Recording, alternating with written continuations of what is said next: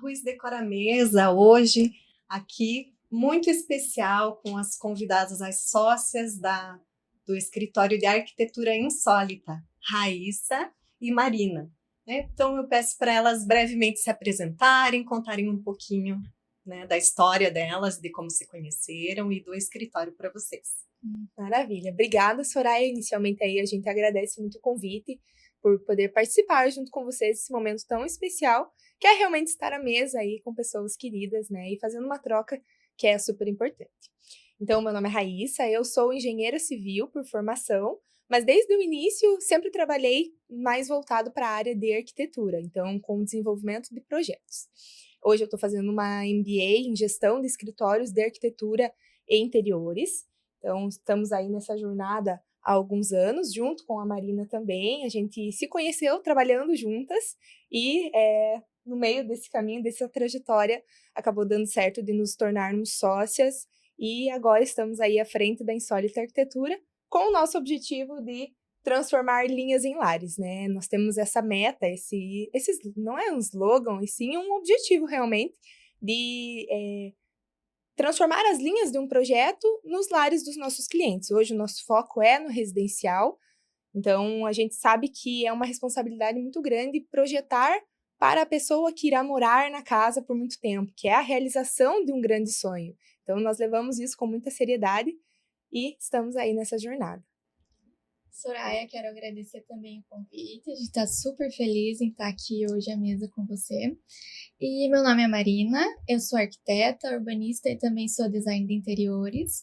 Hoje, dentro da Insólita, eu participo de todo o processo criativo, desde os primeiros passos, os primeiros estudos, ouvindo o cliente ali, sempre com uma escutativa, até a visualização final ali do 3D. Então, como vocês já sabem, nós estamos aqui no patrocínio da Coralina. E hoje ela trouxe aqui para que nós, né, estivéssemos contemplando a nossa conversa, nosso bate-papo, um bolo especial de pistache. Então, ele é um chocolate, ganache de chocolate, com brigadeiro de pistache, o recheio dele. Olha, eu até já tô Isso! olha que maravilhoso. Né? Espero que vocês gostem de pistache, né? Obrigada. E pergunto para vocês, como, né, a Ruiz Decora, ela gosta de estar com as pessoas à mesa, porque isso conecta corações, conecta pessoas. Queria saber como que é um pouquinho para a gente descontrair no lar de vocês. Vocês têm esse hábito de passar à mesa? E daí já puxando para o nosso próximo assunto, que vai ser sobre o escritório Insólita, se vocês têm o costume de algum momento da semana em equipe, né, estar à mesa, se nas reuniões tem bastante comidinha, como é que é? Sim, isso é essencial, né?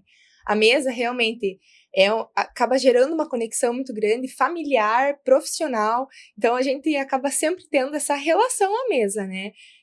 Com família, minha família é de fora, de Prudentópolis. Então, final de semana, quando eu vou visitá-los, todo o cenário ocorre em torno da mesa, né? Que é onde a gente consegue se atualizar, contar o que ocorreu durante a semana ou durante o mês, trazer aí uma conversa e interagir, e a mesa faz parte de tudo isso, né? Assim como no escritório, a Marina até vai comentar, a gente realmente tem um momento sempre de troca, tanto com a equipe quanto com os clientes, né? Exatamente. Na minha família, a mesa sempre foi uma questão central ali. Desde a minha infância, a gente sempre se reuniu à mesa, se reunia no café da manhã e almoço. Aos domingos também a gente reúne a família inteira em volta da mesa, então sempre foram mesas grandes, bem arrumadas, então sempre teve um papel muito importante. E no escritório também, a gente acabou trazendo isso. Eu acho que tanto culturalmente, eu e a Raíssa, a gente trouxe isso, até reuniões que a gente tem um pouco fora do escritório, são sempre comendo, se divertindo, descontraídas. E com os clientes também, a gente está adotando o hábito de agora sempre ter alguma comidinha para realmente trazer essa conexão, né? Que legal.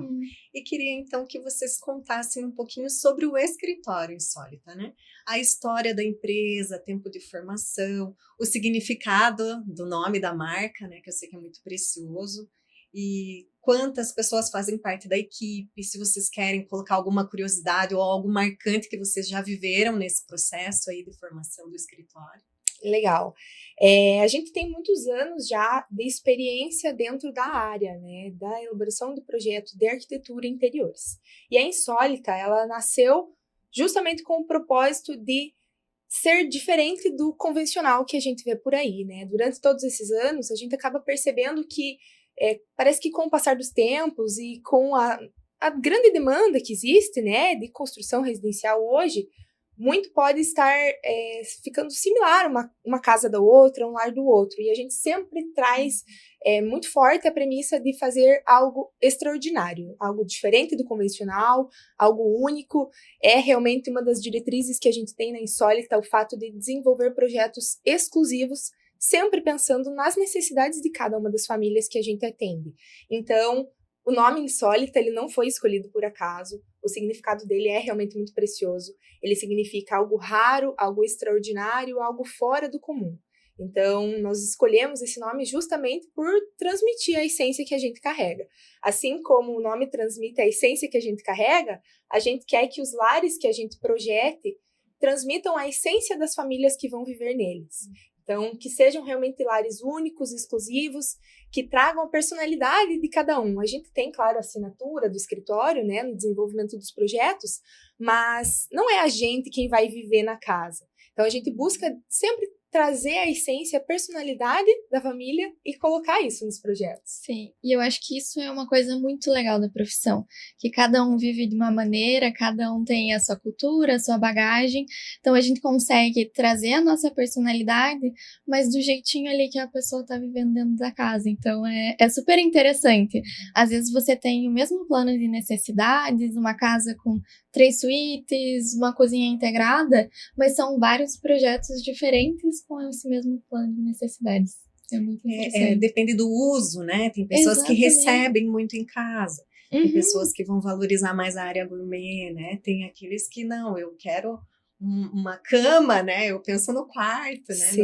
Um refúgio. Então é muito legal. E além disso, além do plano de necessidades, do uso de cada um ser diferente para casa, a gente tem condicionantes, que a gente costuma falar, que são diferentes para cada situação. Então, um terreno, mesmo que você queira uma casa idêntica do seu companheiro, do seu amigo, ela nunca vai ser, porque cada terreno também tem sua particularidade, além de cada família ter a sua particularidade, né? Então, pensando numa construção, no projeto de arquitetura, a gente vai considerar a insolação, né? Pensando no melhor conforto térmico para quem vai viver na casa, vai pensar na ventilação, então de onde que é a melhor ventilação, a melhor insolação para a gente posicionar os ambientes de maior permanência, pensar também nos desníveis do terreno, como que é a topografia, de que maneira que a gente vai conseguir aproveitar isso.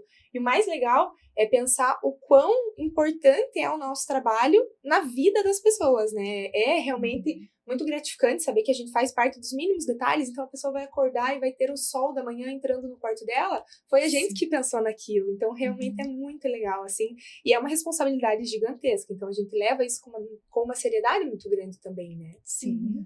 E além disso, a gente vai criando laços com os clientes, o que é muito legal.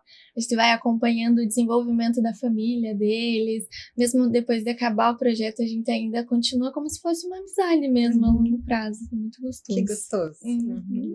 Né, ver que realmente aquele sonho se tornou realidade, porque eu acho que pro cliente é isso. Exatamente. Né? Quando ele contrata, né, um escritório, ele tenta traduzir, né, vocês, na verdade, profissionais, vão tentar traduzir ali os pensamentos, o sonho dele, né? E quando se aproxima dessa expectativa, né, quando a expectativa e a realidade se encontram ali, acho que deve ser bem gratificante mesmo, para os dois lados. Exatamente. E vocês estão com uma equipe de quantas pessoas no escritório? Hoje nós estamos em 6 pessoas no escritório. A gente tem a equipe setorizada, de certa forma, entre o projeto de arquitetura e o projeto de interiores. Mas, claro, tudo conversando entre si. Então, desde o início da concepção arquitetônica do projeto, onde a gente vai definir o layout, vai definir a planta baixa da casa, depois fachada, né, áreas externas, a gente já faz isso também pensando lá na frente no projeto de interiores. Então, como vai ser a vivência na casa, os eletrodomésticos, os móveis soltos, as decorações, as aberturas, as cortinas que vão ser necessárias, revestimentos, a disposição do banheiro, realmente o uso na casa e todos os detalhes que isso envolve. Então, a gente consegue fazer esses dois projetos realmente bem harmonizados entre si. Então, nós temos aí a mesma equipe criativa, né? Claro que com pessoas separadas, diferentes, mas dentro do mesmo escritório, do mesmo objetivo, para realmente entregar aí, a casa pronta para o cliente, a casa completa para a família poder viver aí tranquilamente. E algo que assim pode ser uma dúvida tanto do cliente, né, da pessoa que pensa em construir ou reformar, quanto de quem quer escolher, né, uma nova profissão, né, que vocês explicassem um pouquinho o que é a diferença de um engenheiro numa obra, de um arquiteto e de um decorador de ambientes. O que cada profissional é específico dele e como que eles se conversam, né, para finalizar esse projeto. Eu acho legal ver isso por etapas, então acho que facilita bastante o entendimento do todo, né? Então o arquiteto ele vem num primeiro momento ali, desde a concepção, o cliente vai procurar o arquiteto para falar as ideias, o que ele pensa, o que ele quer na casa, e o arquiteto ele vai meio que juntar essas ideias no projeto. O engenheiro ele entra num segundo momento ali, para poder viabilizar todas essas ideias. Isso é possível? A gente consegue colocar isso nesse terreno? A gente vai precisar aumentar uma viga para que isso seja possível. E o design de interiores seria o último passo. Eu acho que é a cerejinha do bolo, para deixar tudo com a personalidade do cliente ali dentro, a vivência dele, escolher justamente a mesa, as cadeiras. Então, eu acho que por etapas é muito, muito legal de ver, assim. E o interessante é que hoje, na Insólita, e realmente desde o início foi uma das premissas que a gente teve, foi conseguir concentrar tudo isso também dentro do mesmo lugar. Hoje, por formação, eu sou engenheira, a Marina é arquiteta, a gente tem a equipe de design de interiores também, então a gente consegue realmente entender muito bem todas essas etapas e juntar tudo isso para entregar um melhor resultado nos nossos projetos. Então, a gente vai desenvolver a arquitetura pensando também na engenharia de como a gente vai colocar isso em prática, né? Como que a gente vai colocar as ideias do arquiteto, como que a gente vai fazer elas serem viáveis, execuíveis aí na obra. Então, desde o início da elaboração do projeto, a gente já consegue ir realmente analisando esses detalhes para um projeto muito bem detalhado também, muito fácil de ser executado e com a possibilidade aí de unir a funcionalidade e a estética. Exatamente. E é bom ali que vocês estão no mesmo ambiente, no mesmo escritório, porque um vai aprendendo também da profissão do outro. Sim. Eu acho que no começo a gente pode até dizer assim, dar bola fora, né? Ó, tô sonhando, mas não é execuível, né? Como você colocou. Mas dali um tempo você vai aprendendo também e vão se conversando, E existe um tabu assim, muito grande de que engenheiros e arquitetos não se dão bem, que é uma briga constante, porque o engenheiro quer colocar um pilar onde o arquiteto quer deixar um vão livre. Eu já vejo isso muito pelo contrário. A Marina também tem a mesma visão que a minha. Um está aqui para complementar o trabalho do outro. Então, juntas, nós vamos pensar como a gente vai fazer esse vão livre de uma forma que a gente realmente consiga executar em obra, que fique seguro estruturalmente e que permita unir essa funcionalidade ali, né, e a estética ou a visão do arquiteto. Então, isso é bem, bem legal. E além das profissões complementares, eu acho que dentro do escritório a gente tem personalidades complementares. Algumas semanas atrás a gente participou de uma atividade super legal, onde a gente tinha que pintar e tomar vinho, conversar, e eu e a Raíssa, a gente participou juntas lado a lado, a gente trabalha juntas lado a lado, mas fazendo o mesmo quadro a gente teve visões bem diferentes. A Raíssa super intensa e eu fui um pouco mais suave.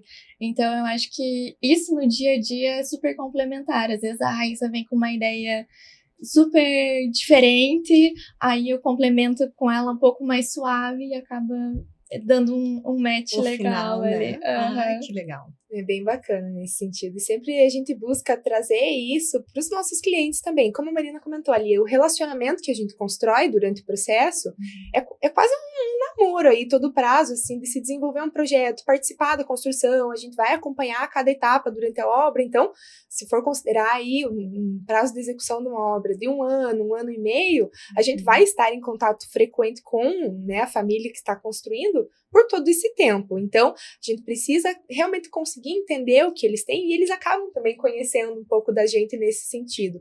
O que cada uma vai oferecer, o que as outras pessoas da equipe também conseguem complementar, então é bem legal. É realmente uma troca, tudo à base do relacionamento, né? Então, a gente tem um bom relacionamento em todos esses sentidos, não só entre a equipe, mas também com os clientes. E essa troca de ideias, onde um vai se complementando com o outro, né? E pode ser uma dúvida geral. Quando que começa, né? Quando que eu busco um escritório de arquitetura, né? Se eu já acabei de comprar o terreno, se eu estou pensando em comprar o terreno, como que é? Essa é uma pergunta bem legal, porque esses dias ainda nos fizeram essa pergunta, esse questionamento no nosso Instagram, e a resposta é o que eu sempre falo para os clientes que estão vindo entender um pouco mais sobre o processo, antes mesmo de ter até adquirido o terreno. O momento ideal para você iniciar o seu projeto é o quanto antes, porque quanto mais tempo você tiver para pensar em todos os detalhes, apreciar cada etapa, entender o processo, realmente assim se atentar nos mínimos detalhes, é melhor para você. Todas as decisões serão tomadas com mais certeza. Então é um processo, é uma experiência muito gostosa. Como a gente falou, o desenvolvimento de um projeto é a realização de um sonho. E é bom que isso seja feito com uma tranquilidade e com bastante atenção aos detalhes para que seja curtido todo esse processo, né? Então a gente recomenda assim, estou com vontade de começar a construir, estou começando a buscar terreno. Vem conversar com a gente, nós vamos explicar como que funciona todo o processo, nós vamos inclusive auxiliar a escolha, a decisão do terreno de uma forma até um pouco mais técnica. Essas análises que eu estava comentando em relação à topografia, à insolação, até mesmo a vizinhança, qual que é a vista que eu vou ter da janela do meu quarto, se eu colocar ela na insolação do sol da manhã, que seria para a lateral. Vou ter a vista do sobrado no vizinho. Será que isso é interessante? E se a gente adotar alguma outra alternativa? Trazer uma janela em fita que sirva para iluminação, mas que a vista a gente mantenha para os fundos do terreno, onde eu tenho um bosque do condomínio. Algo nesse sentido, que a gente consegue entender o que o cliente quer, sugerir algumas ideias antes mesmo da compra do terreno. Então, realmente é uma troca em que a gente tem certeza assim, que a gente consegue ajudar e nortear aí, as famílias em todo esse processo. E o escritório de vocês acaba pegando mais obras para iniciar realmente, né, com compra de terreno, ou reformas? E o que vocês acham mais fácil, né, falando, complementando? Hoje no escritório a gente pega, a maioria dos nossos projetos são desde o início ali. Escolha de terreno, já tem terreno, começa a obra. E reforma a gente pega uma ou outra, mas realmente a reforma é bem mais difícil que a obra inicial. Mais desafiador, né? Nossa, com Sim. certeza. A gente fica bem mais limitado, a gente já tem um espaço certo, enquanto começando do início é realmente um papel em branco, onde a gente pode criar desde o início, tem mais liberdade criativa. E perguntando para vocês, como vocês até colocaram ali do nome, né, da Insólita, que busca então a excelência, o único, o essencial em cada projeto. Como que vocês conseguem, né, pegar essa essência, aonde vocês buscam inspiração para os projetos, até porque realmente a gente tem visto muito até divulgação disso no Instagram. Até eles fizeram uma vez, era um abajur, né? A riqueza de detalhes que ele tinha, e hoje a simplicidade da cúpula, né, do abajur, e todos muito com formato igual, muito minimalista. E também é bem isso, muitas vezes a gente passeia pelos condomínios e acaba achando que todas as casas foram feitas pela mesma pessoa, né? E como que vocês buscam, então, deixar a marquinha lá da Insólita? Onde que vocês têm essa fonte de inspiração? Contem para nós. Pode. Fica à vontade. Então, a questão do fato de ser realmente extraordinário, ser único, isso é uma coisa que a gente traz também, mas a gente entende que é algo muito que vem para nós também. Nenhuma família é igual à outra. Por que cada projeto teria que ser? Então, a gente realmente leva isso como um objetivo, trazer a essência de cada família, e a gente sabe que cada família é diferente. Então, a gente busca trazer isso para os nossos projetos, e é realmente um desafio sempre estar atrás de inspirações, de referências, de entender também o que a família quer e transparecer isso para o projeto. E às vezes acontece da família chegar com uma referência que é muito parecida com algo que já tem no condomínio, ou ainda uma foto de uma casa do vizinho que ela quer muito parecido porque ela realmente se identifica com aquele estilo. E dentro dos estilos, né, da arquitetura, a gente consegue trazer detalhes, trazer inspirações, trazer as referências que eles têm, mas com o nosso toque de personalidade, né? Então, a gente sempre está bem antenado nas tendências, a gente sempre busca essa inovação, então a gente sempre está correndo atrás ali de mais conhecimento, de inovação, de tecnologia. A gente sempre costuma, em viagens que a gente faz, trazer alguns conteúdos também, algumas informações, algumas inspirações. Recentemente, em 2024, eu estive na China, de lá a gente conseguiu trazer muita coisa legal, porque realmente é um universo bem diferente do que a gente está ambientado por aqui. Às vezes até tem uma impressão errada sobre o que existe, o que acontece lá, mas a China é muito tecnológica, questão de construção, eles são totalmente evoluídos. As novidades, a tecnologia, ela realmente acontece na China e depois se espalha para outras partes do mundo, então a gente sempre foca, né, nesse objetivo de buscar inovação, mas além disso, sempre buscar referências, seja no estilo um pouco mais minimalista, só que com personalidade, assim como algo um pouco mais que tá muito em alta hoje em dia, né? A casa com cara de casa, assim, trazendo os elementos mais de casa de vó, trazendo essas referências um pouco mais afetivas, digamos assim, né?